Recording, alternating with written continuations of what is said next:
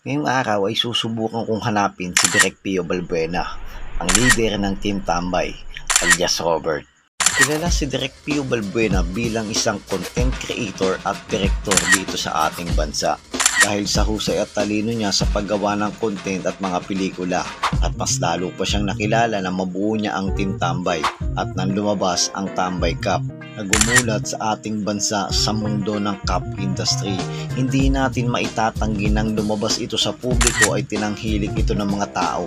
Marami ang mga nambabatikos dito, ngunit hindi natin maikakaila na higit na mas marami ang mga natutulungan nito. Una na dito ang mga tambay na dating walang mga pangarap na ngayon ay nagbago, nabigyan ng pagkakataon na maging maayos ang kanilang buhay at ang kanilang mga pamilya dahil sa method na ito. Ang discarding ito ay hindi niya sinolo, bagkus nilatag niya ito sa kalsada para pakinabangan ng marami. Kaya tara't samahan niyo ako, sabay-sabay nating hanapin ang tunay na angas ng Pinas sa mundo ng vlogging. Finding Pio Balbuena. Kaya maaga akong umalis para simulan hanapin si Direk Pio Balbuena. Nagsimula na kaming maglakad-lakad papunta sa opisina ni Direk. Hindi madaling hanapin si Direk Pio Balbuena, kaya naisip ko na sa darating na release ng version 12 Tambay Cup ko siya posibleng makita. Kaya nagpunta kami sa opisina ng mga tambay at nagbakasakali na makita namin doon si Direk at ang buong Team Tambay. So astig, di ba? Sino ba ang makakaisip sa ganitong paraan na gumawa ng opisina ng mga tambay? At ilang sandali pa ay nagpahinga muna kami dahil sa sobrang init. Tumambay muna kami dito sa 7-Eleven at pagkatapos ay dumiretso na kami sa kanilang opisina. So nandito na kami guys sa opisina. And hindi namin alam kung may tao. Sana meron. Pasukin dyan natin. Anong gagawin natin?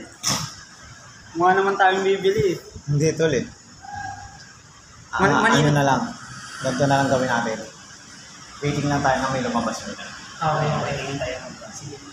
Kaya ako pumunta ko. Kung sino ang unang lalabas. Ngayon kung sino ang unang lalabas, tanongin natin. Okay. Dahil nahihiya kaming kumatok, kaya nagpasya na lang kami na mag-antay na may lumabas. So guys, nandito kami ngayon, waiting kami. Kung sino unang lalabas dito sa opisina ni Pio, tatanungin namin kung pwede ba kami pumasok doon para makapagpa-picture sa buong cast ng Team Tambay.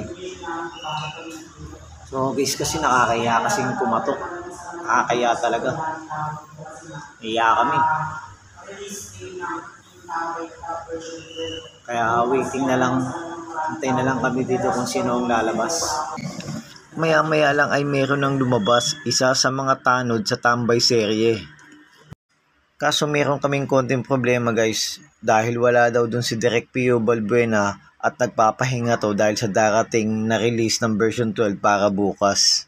Kaya ang sabi niya sa amin ay tatawagin niya na lang daw kung sino ang tambay doon sa loob. Maya-maya lang ay lumabas naman si Boss Bambam para mag-entertain sa amin, at sinabi niya nga sa amin na wala nga daw si Direk Pio Balbuena dahil nagpapahinga to dahil sa darating na event para bukas, at sinabi niya na rin sa amin yung mga details na pwede naman daw kami magpunta sa event bukas.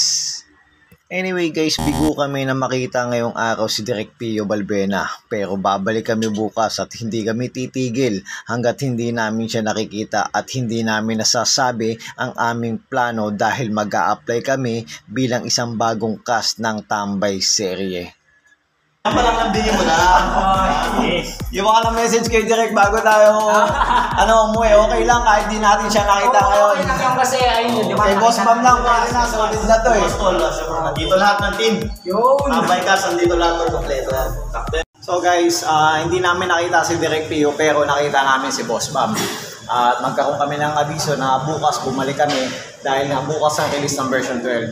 So yun guys, masasabi ko lang na okay lang din naman na kahit hindi namin nakita si Direk, worth it yung pagpunta namin dito. May mga nakuha kaming magandang balita na pwede kami makapunta bukas sa release ng version 12 guys. Let's go!